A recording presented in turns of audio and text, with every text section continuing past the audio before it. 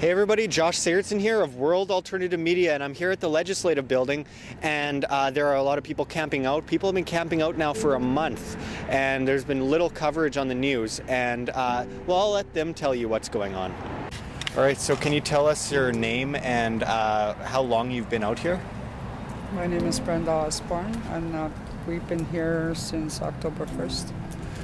So what are you trying to get done here on the lawn of the Manitoba Legislative Building?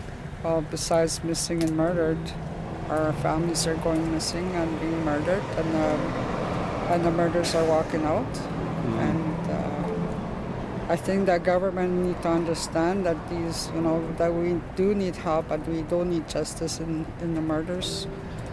We need to get these murders in. For taking a life, they should be in jail for life. And even the missing, there's nobody is there to help us into finding our daughters, or even our loved ones. And there's always labeling about when the Aboriginal girl goes missing, there's either a prostitute or a drug addict, and it's hard to. When people are labeling you like that, just like here, people drive by here and they tell us to get a job, but we are doing our job, trying to locate our families and trying to win our families back. A job doesn't necessarily mean you have to make money at it. It means that you're doing it on your conscience. And you've been here now since about October 1st. It's now November 2nd. I hear that there's something happening I know there's the Million Mask March, which is collaborating with the CFS or fired groups. And I also know that on Friday, CFS workers are supposed to be coming out here. Can you tell us a bit about that? I didn't even know about that. Oh, really? Yeah, so that's good. Would you agree that missing and murdered has a lot to do with children being taken away by CFS and put into that kind of system? Yeah, because one of them is my daughter. Mm-hmm. And they keep telling her to do these programs, and then there's another program on top of that, and then that other program. That's why she put herself in the St. Norbert Foundation, so she can keep up what they're telling her to do. And yet there's still not enough. When she was ready to deliver her baby, already the CFS was there with the papers apprehending the baby. Wasn't even born yet.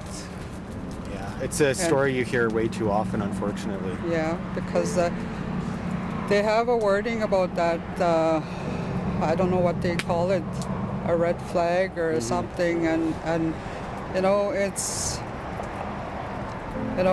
it's hard for us to comprehend, when your grandchild is being born and yet he gets stolen from us. Yeah, and they don't give any answers. They don't give any answers, no, because all they make is a bunch of excuses and just to get away. Even the mothers come here and they sit here, and then we listen to their stories, and similar stories. They have to go through this program, and yet they can't. And then they turn around and says, "Well, my children just went permanent homes." Mm-hmm. So what is that got?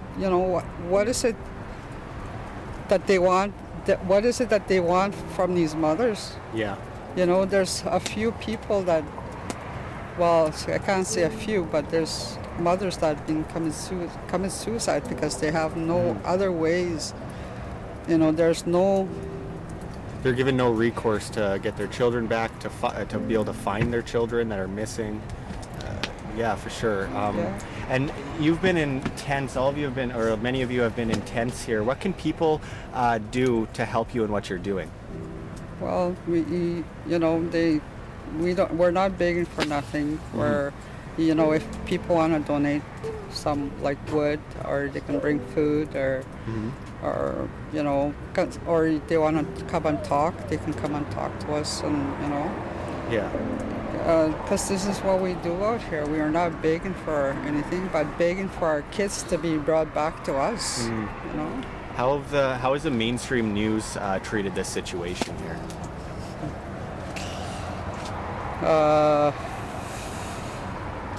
Not, there's nothing much. They want to know, yeah, but they're not really. They don't want to get their hands dirty. No.